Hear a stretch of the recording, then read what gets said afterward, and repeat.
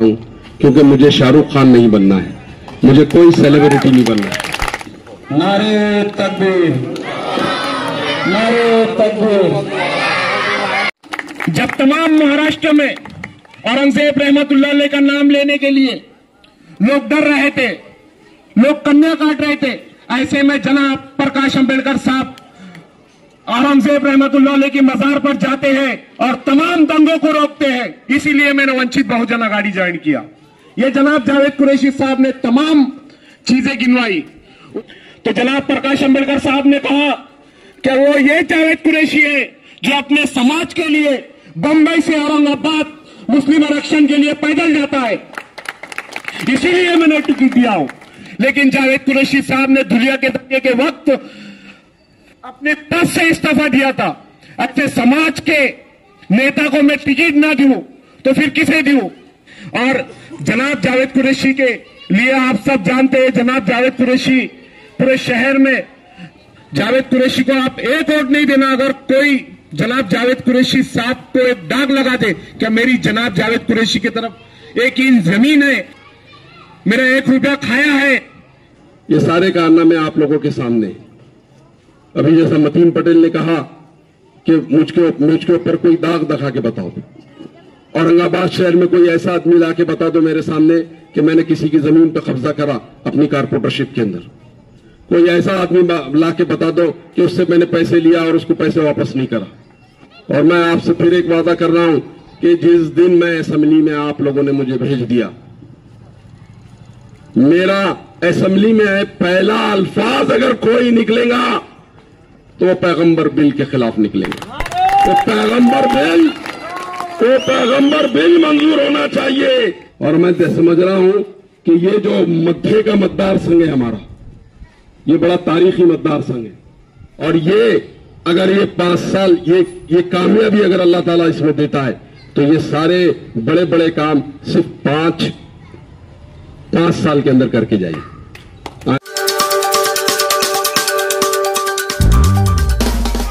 मैं जावेद कुरैशी साहब का जो है ज़्यादा तारुफ नहीं कराता हूँ कि वो मेरे अपने पड़ोसी, मेरे अपने महल्ले के जिम्मेदारों में से है। अभी एक साहब मिले थे दोपहर में, मेरे को उन्होंने बोले बेटे क्या है, हवा किसकी है, कैसी है? पहले मतलब मेरा भाई और बाद में सब कुछ।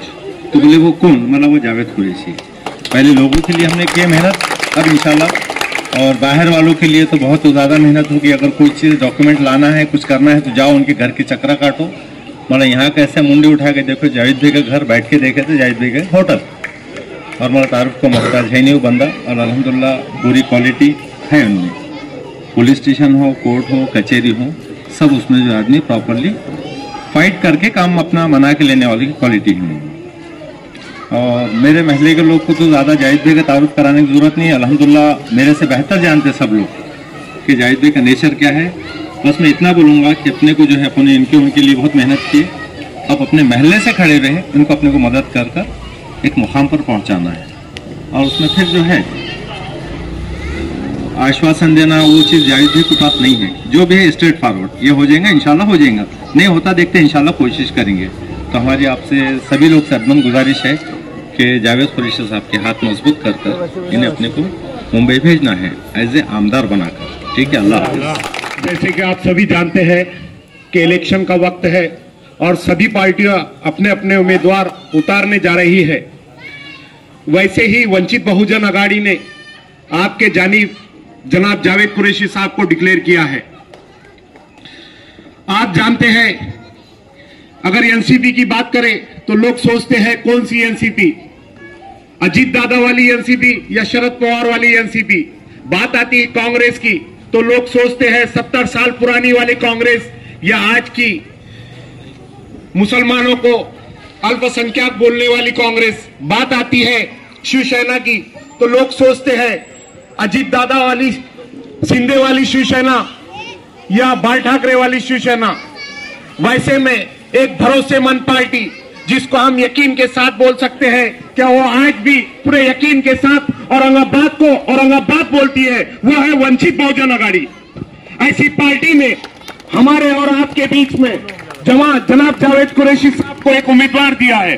पिछले कुछ दिनों पहले एक पत्रकार ने जनाब जावेद कुरैशी साहब से बाड़ा साहब के सामने पूछा, बाड़ा साहब, जनाब जावेद कुरैशी साहब, क्या आपने वंचित बहुजन आघाड़ी क्यों ज्वाइन की और वंचित बहुजन आघाड़ी में आपने ऐसा क्या देखा जो इतने सारे पार्टियां सेकुलर होने के बाद में वंचित बहुजन आघाड़ी को आपको ज्वाइन करना पड़ा?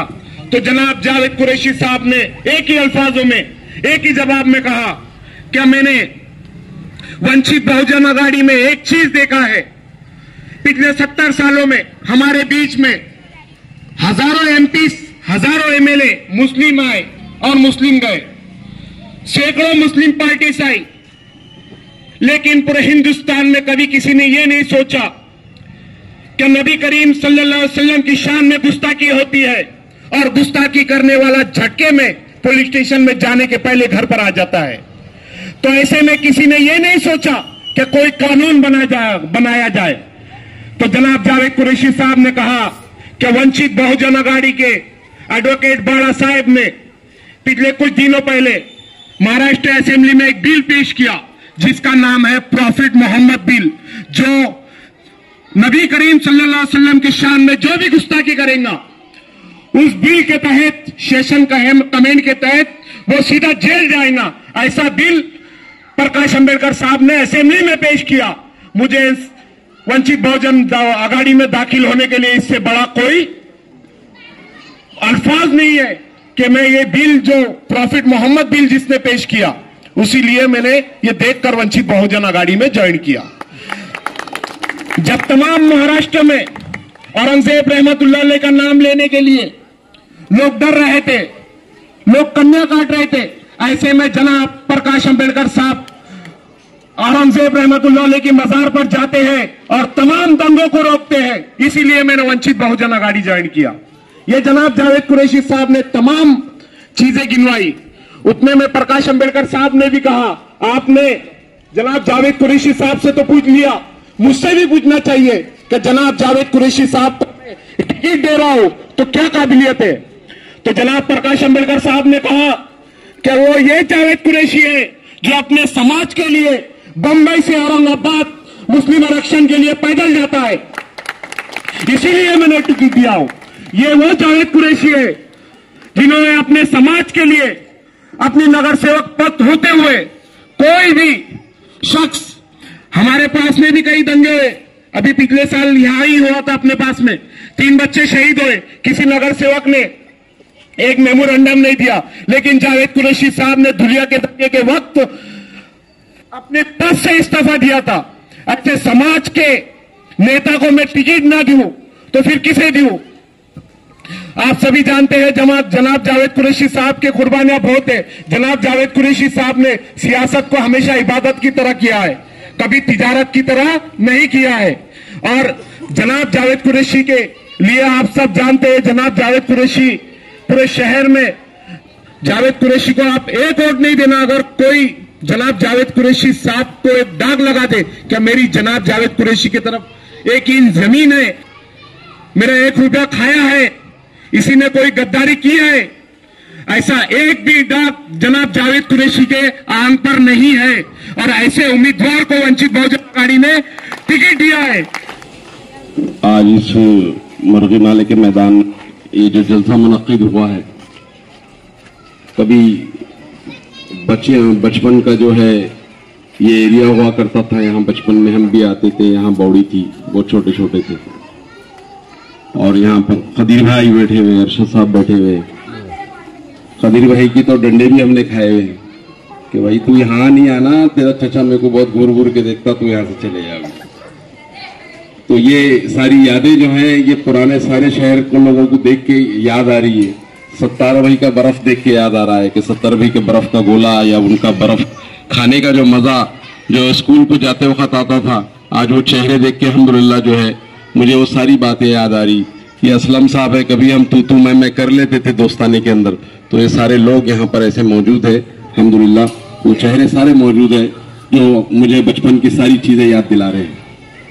अजीज तरीन साथियों, असेंबली के इलेक्शन होने जा रहे हैं और असेंबली के इलेक्शन के अंदर बहुत सारी पार्टियों के बहुत सारे उम्मीदवार मौजूद हैं।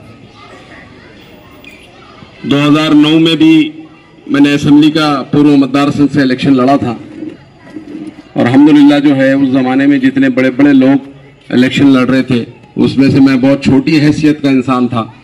बहुत छोटी मेरी सियासी जिंदगी भी उस वक्त बहुत छोटी थी, लेकिन अल्लाह ने जो है वहां से भी जो है रुस्वा नहीं किया और 13,000 के करीब वोट वहां से हासिल करके हम निकले। और ये वो 13,000 वोट थे जो औरंगाबाद शहर के मुसलमानों को जगाने के लिए काफी थे। ये जो कांग्रेस एनसीपी ने एक भ्रम फैला के रखा था मुसलमानों के बीच में कि हम लोग जो है चुन के नहीं आ सकते, हमारे पास उतने नंबर नहीं है, यानी उतने वोट नहीं है कि हम चुन के आ सकते हैं। ये 13,000 वोट ने मुसलमानों की सारी गलतफहमियों को दूर कर दिया। और मैं जो बार बार कहता था कि बल में बल हमारा बल, हमारे पास वोट है, हमारे पास वोट रहने के बाद उसके बावजूद भी हम ऐसे लोगों को जो है सत्ता में भिजा देते जिनका 3% का आबादी है इस शहर में, 3% वोट उनकी कम्युनिटी के नहीं है। और जब मुसलमान 40% है वो खामोश बैठा तमाशाई देख रहा है और 3% का उम्मीदवार को हम चुना के भेज रहे हैं। अजीज तरीन साथियों, ये तो पहले के वाकयात है। इलेक्शन से पहले मैं 14 से पहले चले गया था, लेकिन 14 के बाद से यहां पर अगर मुसलमानों का सियासी शऊर जागा, सियासी इत्तेहाद बना, उसके अंदर इस जावेद कुरैशी का बहुत बड़ा कंट्रीब्यूशन है अल्हम्दुलिल्लाह।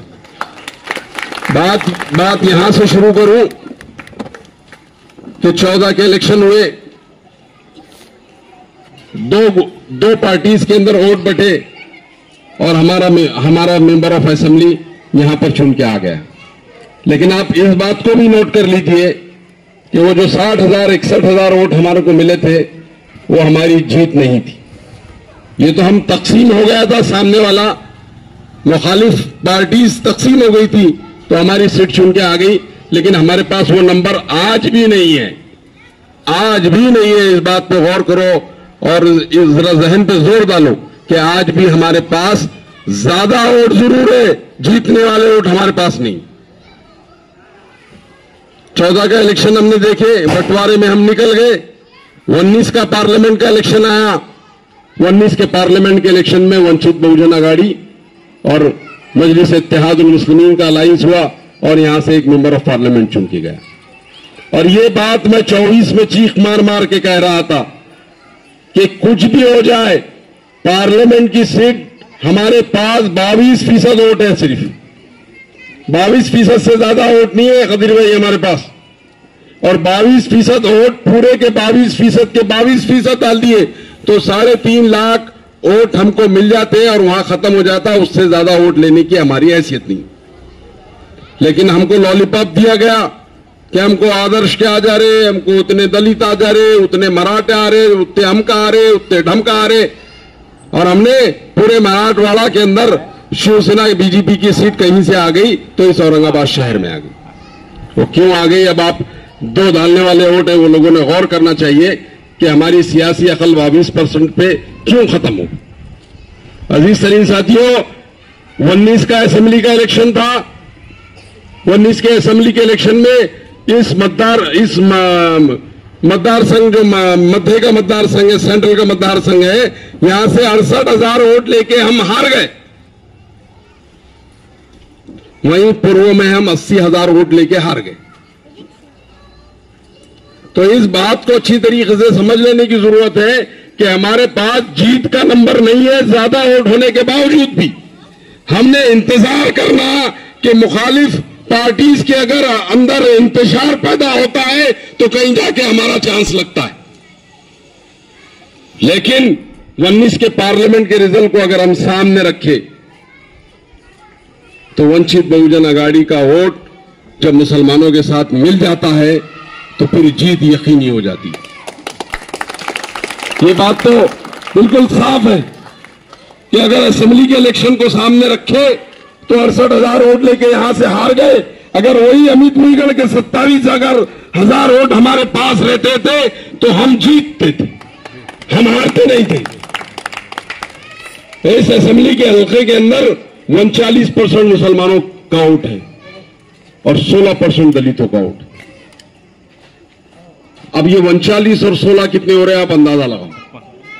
ये 55% के करीब जा रहे हैं, 55% वोट जा रहे हैं।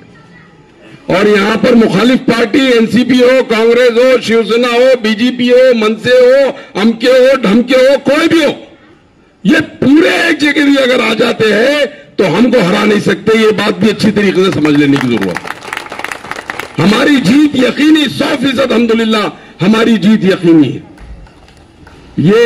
ये मुख्तसरन साथ जो है तजिया मैंने जो है 10 साल के इलेक्शन में जो 6 इलेक्शन 10 साल में हुए उसका इसलिए किया कि अभी मैं वंचित बहुजन अघाड़ी का उम्मीदवार हूं और मैं आप लोगों के पास ये गुजारिश लेके आया हूं कि मैं 30 से 35 हजार वंचित बहुजन अघाड़ी के वोट आपके पास लेके आ रहा हूं।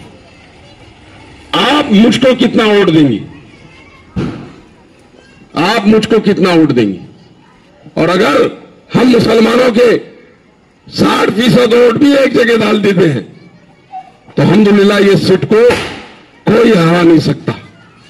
और आने वाला इलेक्शन का जो मंजरनामा दिख रहा है वो मंजरनामे के अंदर मुझे आज एक पत्रकार कह रहे थे कि आपको कौन सी उम्मीदवार आपको ज्यादा टफ फाइट दे सकता। मैं बोला हमको कोई टफ फाइट नहीं दे सकता। हमको अगर कोई टफ फाइट दे सकता तो औरंगाबाद की अवामी टफ फाइट दे सकती, क्योंकि हमारे पास वो समीकरण है, वो जीत का समीकरण हमारे पास है।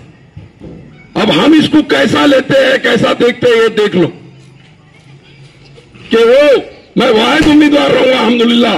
इस औरंगाबाद शहर में मुसलमान वाहिद उम्मीदवार रहूंगा जो ये दावा कर रहा कि 30 से 35 हजार वंचित बहुजन अघाड़ी का वोट आपकी झोली में डालने की।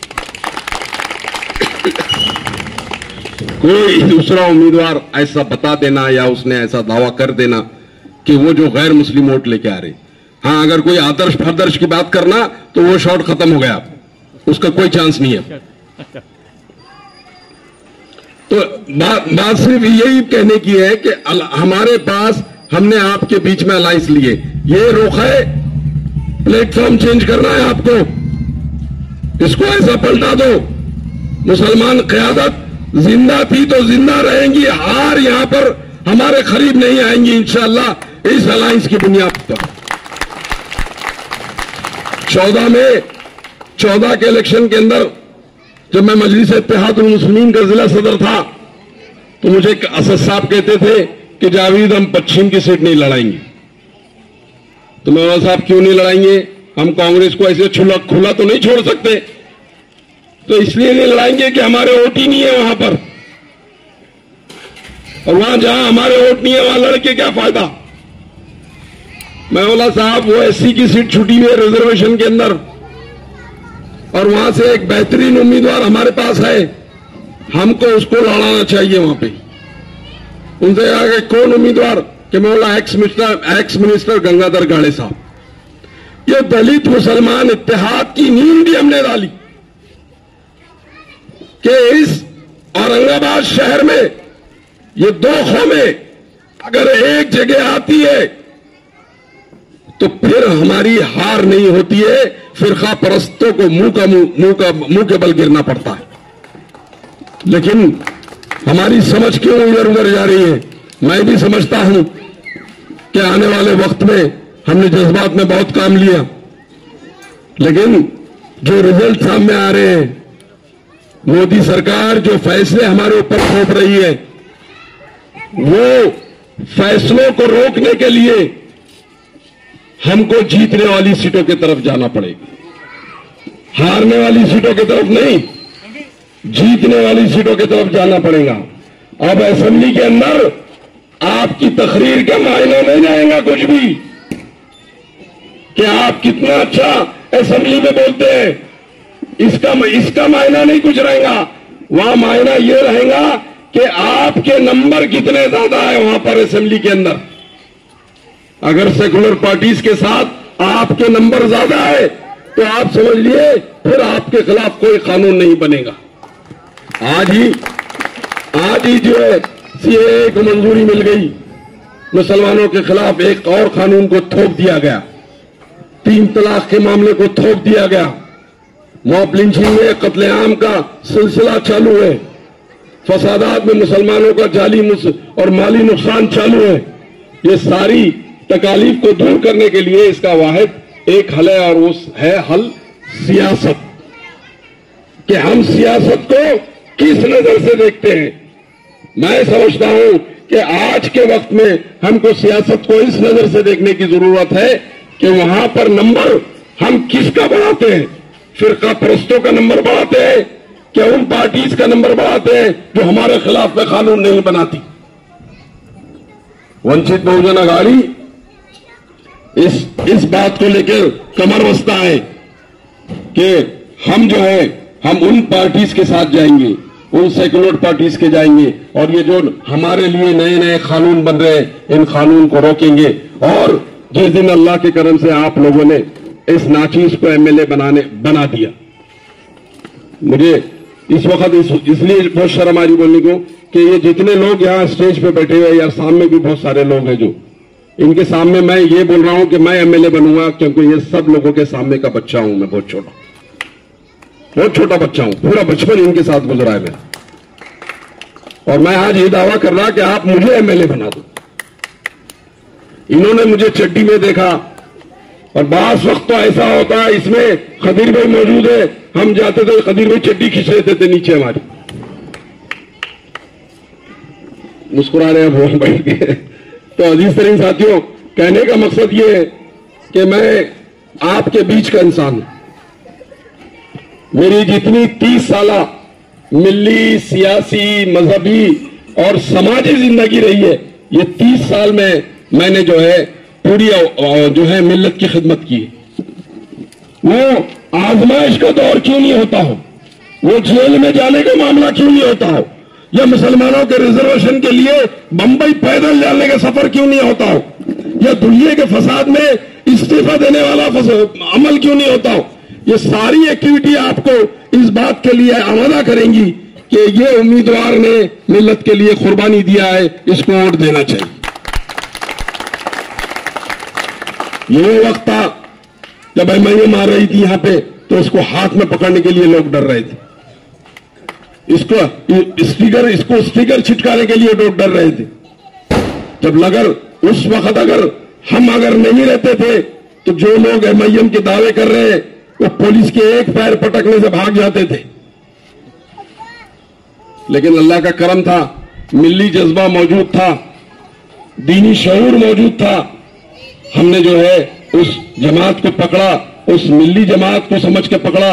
लेकिन क्या बात आ गई है कि 60-65 हजार वोट जो हल्के में है, वहां से वो सदर कहता था कि यहां से उम्मीदवारी नहीं देंगे, और इसलिए नहीं देंगे कि यहां पर हमारे नंबर नहीं है, मतलब हमारे वोट नहीं है। और आज क्या बात हो गई है कि 35,000 मुसलमान जहां हैं वहां हमारी उम्मीदवारी है।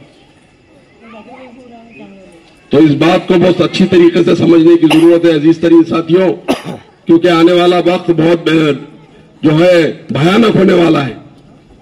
वो शिवसेना बीजेपी के कारपोरेटर जो हमारे साथ दोस्ताना माहौल में कारपोरेशन में रहा करते थे, आज वो एमएलए बन गए तो वह कहते हैं कि हम औरंगजेब रहमतुल्लाह अलैह की खबर को उखाड़ देंगे। वो कहते हैं कि नबी करीम सल्लल्लाहु अलैहि वसल्लम की शान में जिस रामगिरी महाराज ने बेहुरमती की है, हम उसकी तायीद करते हैं। तो क्या हमको उनसे दोस्ताना रखना जरूर है? क्या हम उनके पास दोस्ताना जाएंगे? अगर कोई शख्स ये करता है तो आप अपने ईमान को टटोलो, अपने ईमान का एहतसाब करो।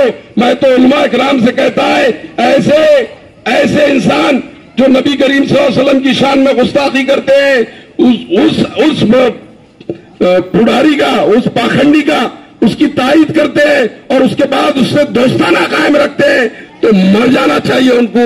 अल्लाह के रसूल की मोहब्बत उनके अंदर कहीं बाकी नहीं रही।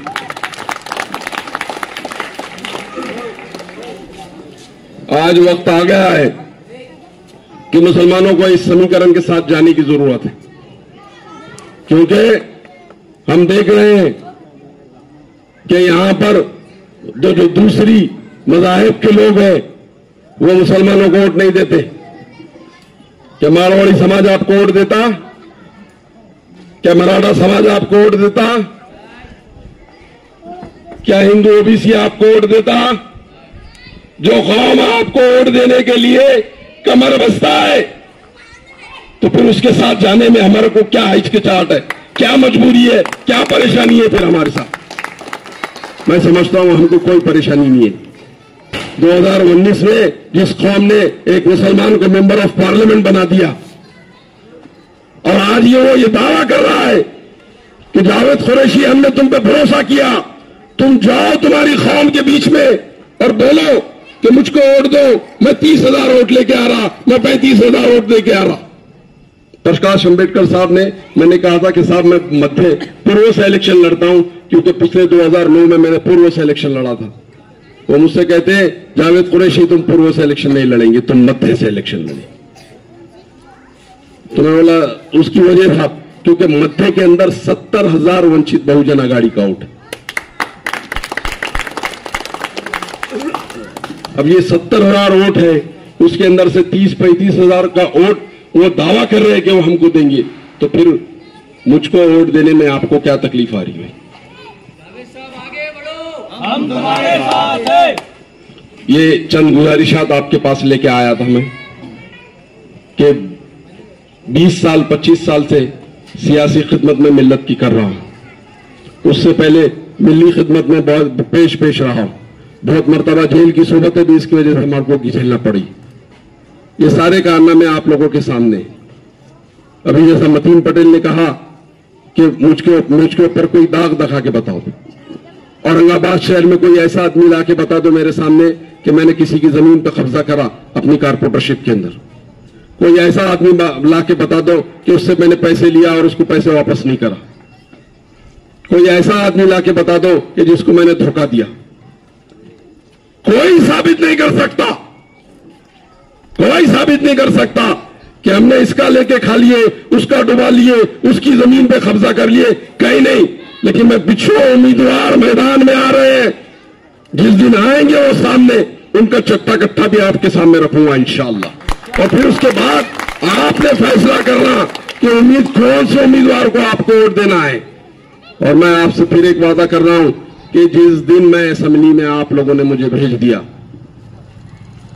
मेरा असेंबली में पहला अल्फाज अगर कोई निकलेगा तो वो पैगंबर बिल के खिलाफ निकलेगा। तो पैगंबर बिल मंजूर होना चाहिए। इतने एमएलए क्यों नहीं हो रहा, इतने सेकुलर एमएलए क्यों नहीं हो रहा? जावेद कुरैशी की असेंबली के अंदर अगर कोई पहली आवाज निकलेगी तो वो पैगंबर बिल के लिए निकलेगी। दूसरा जो मामला है वो हमारे शहर के डेवलपमेंट का है। हम देख रहे हैं कि इस 10 सालों के अंदर, इस 12 सालों के अंदर, जहां 10 साल पहले हमको 1 दिनार 2 दिनार पानी आता था, आज 10 दिनार 8 दिनार पानी आ रहा। तो कहां क़यादत कर रही क्या? वो लीडरशिप जिसको इतने भरोसे से हमने सजा के भेजा था, वो कर रहे क्या वो लोग? तो हमारा पहला शहर के अंदर अगर अल्लाह के करम से कामयाबी हासिल हो गई तो पहला मुद्दा रहा कि जल्द से जल्द 1 दिनार पानी आपको के अंदर, साफ पानी आपके अंदर मुहैया। ये वक्फ तरमीम बिल जिस पे बुरी नजर हुकूमत की है, इसके खिलाफ लगाना, और मैं समझ रहा हूं कि ये जो मध्य का मतदार संघ है हमारा, ये बड़ा तारीखी मतदार संघ है। इसको अगर हम देखें तो पंचक्की इस मतदार संघ में, अगर इसको हम देखें मकबरा इस मतदार संघ में, अगर इसको देखें तो 52 दरवाजे इस मतदार संघ के अंदर।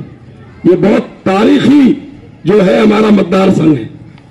इस तारीखी मतदार संघ को तारीखी बनाने के लिए, चमकाने के लिए एक मुखलिस उम्मीदवार की जरूरत है, मुखलिस लीडर की जरूरत है। क्योंकि हम देख रहे हैं कि जो लोग यहां पर पंचक्की देखने आते हैं या मकबरा देखने के आते हैं, उनको रहने के लिए अच्छी सहूलत नहीं मिल पाती है। अगर बंबई में आप देखें तो मुसाफिर खाने हुआ करते हैं, आज भी है कि लोग कम पैसों के अंदर वहां रहते हैं और फिर बॉम्बे घूम के वापस चले जाते हैं।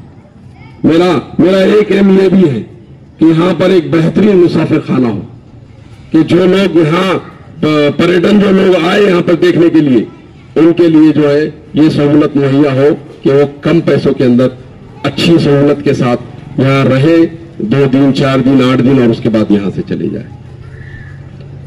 तीसरा जो बड़ा मुद्दा है मेरा कि आप देख रहे हैं कि औरंगाबाद शहर चारों तरफ से फैल रहा, यहां पर इंडस्ट्री की भाग दौड़ बढ़ रही है।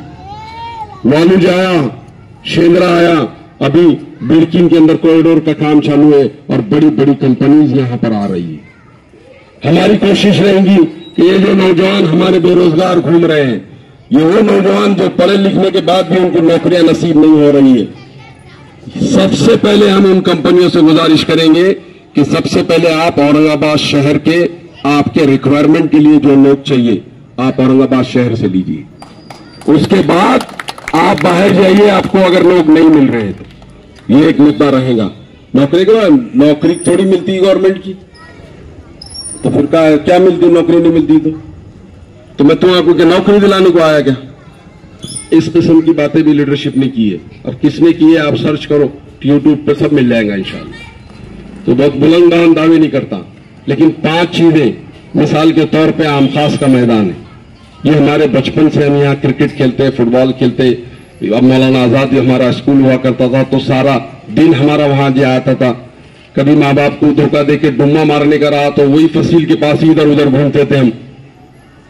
तो ये आम खास मैदान जो है इसको एक बेहतरीन स्टेडियम की शक्ल देना चाहिए।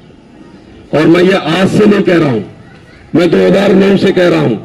रोशन गेट के अंदर एक जमीन है हमारी, गिरनी के रोशन गेट के बाजू गिरनी की जमीन है, वो आज भी स्पोर्ट कॉम्प्लेक्स के लिए रिजर्वेशन में है, लेकिन आज भी कोई लीडर ने उसके तरफ नजर नहीं डाला। जब जो मिनिस्टर हुआ करते थे उनसे मैंने 50 मरतबा कहा कि मैं कारपोरेटर है साहब, ये रिजर्वेशन में यहां एक्सपोर्ट्स कॉम्प्लेक्स बनाओ, तो जाहिर ये प्राइवेट लैंड है, बोले इसको खरीदने में लाखों रुपए लगेंगे। तो मैंने फिर आपको गवर्नमेंट में काहे को भेजे हमने? गवर्नमेंट से पैसा लेना है और देना है और बनाना है। एक कोशिश मेरी यह रहेगी कि यहां स्पोर्ट्स के लिए बहुत ज्यादा वो है, क्योंकि आम खास मैदान से स्टेट में जाने वाले हमारे क्रिकेट प्लेयर भी निकले हुए और फुटबॉल प्लेयर भी निकले। इकबाल सिद्दीकी हमारे सामने एक मिसाल सामने है, दूसरा हबीब हमारे सामने है मरहूम, अल्लाह उनको जन्नत नसीब करे। ये दो नौजवान हमारे सामने है कि इन्होंने नेशनल क्रिकेट खेला है। तो इस जो है आम खास मैदान के अंदर बेहतरीन स्टेडियम बने, ये मेरी जद्दोजहद रहेंगी। और ये अगर ये 5 साल ये कामयाबी अगर अल्लाह ताला इसमें देता है तो ये सारे बड़े बड़े काम सिर्फ 5 साल के अंदर करके जाइए। आने वाला वक्त रहे क्या रहेगा पता नहीं, लेकिन हम जाएंगे जरूर इंशाअल्लाह। बस यही चंद गुजारिशात लेके आपके बीच में आया हूं कि आपका बच्चा हूं, आपके महल्ले का बच्चा हूं। आप इस बार जो है मुझको आजमाइए इंशाअल्लाह, एक बार आजमाइए। मैं आपको मायूस नहीं करूंगा, इस वादे के साथ मैं अपनी जगह लेता हूं, क्योंकि मुझे शाहरुख खान नहीं बनना है, मुझे कोई सेलिब्रिटी नहीं बनना है। मैं जमीन का इंसान हूं, आखिरी तक जमीन पर रहूंगा। मुझे शौक नहीं है कि मैं कोई सेलिब्रिटी बन जाऊं, कोई बड़ा इंसान बन जाऊं या खुद साख्ता शाहरुख खान बन जाऊं, मुझे बिल्कुल शौक नहीं। तो अजीज तरीन साथियों, ये चंद गुजारिशात आपके साथ में था। और अगर आप ऐसा लगता है कि मेरी बातें आपको सही लगती है तो आप मुझे वोट दीजिए इंशाअल्लाह। और वंचित बहुजन आघाड़ी का वोट मेरे साथ में है, आपका वोट उसके साथ लग जाएगा तो ये जीत इंशाअल्लाह यकीनी हो जाएंगी। ये समीकरण भी मैंने आप लोगों तक बोला।